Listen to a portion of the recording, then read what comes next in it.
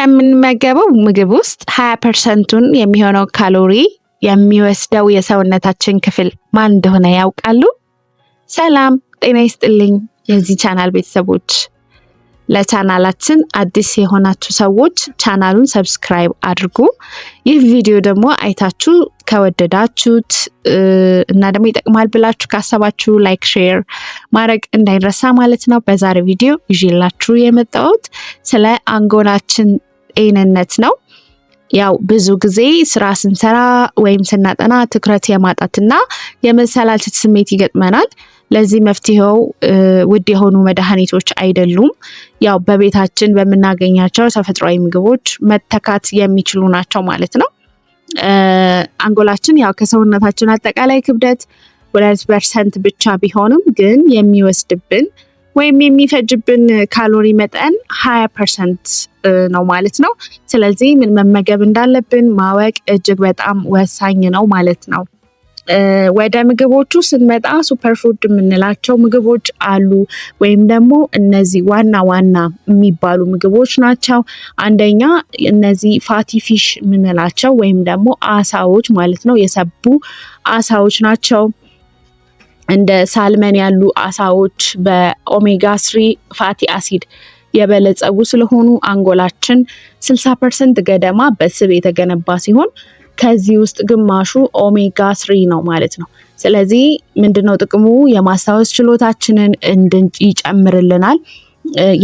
የመርሳት በሽታን ደግሞ ይከላከልልናል፣ ወይም ደግሞ አልዛይመርን ይከላከልልናል ማለት ነው። ስለዚህ አሳዎችን ወይም ደግሞ የሰቡ አሳዎችን መመገብ እጅግ በጣም አስፈላጊ ነው ማለት ነው።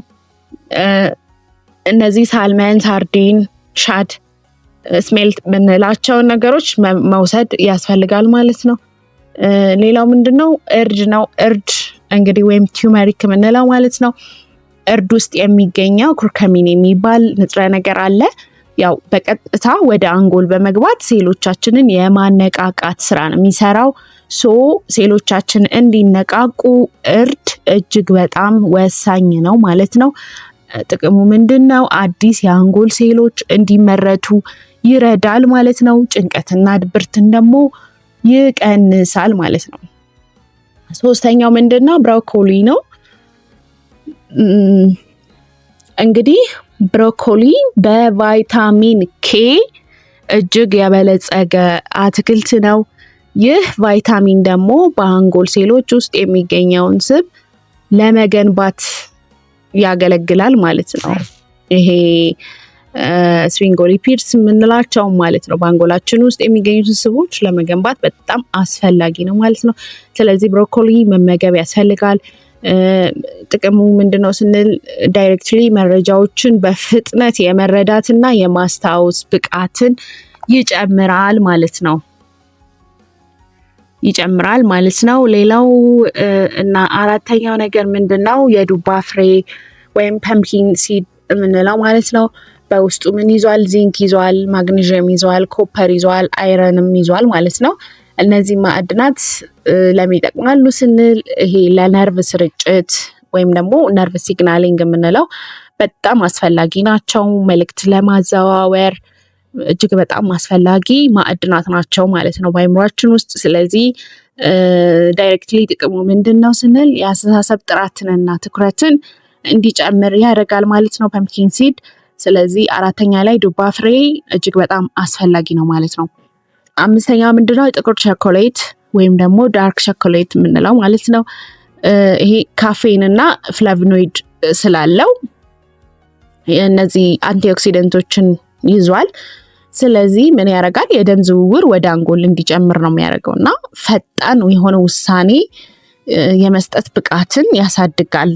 የውሳኔ ሰው እንድንሆን፣ ውሳኔዎችን ወዲያው እንድናስተላልፍ ይረዳናል ማለት ነው። ሌላው ለውዝ ነው።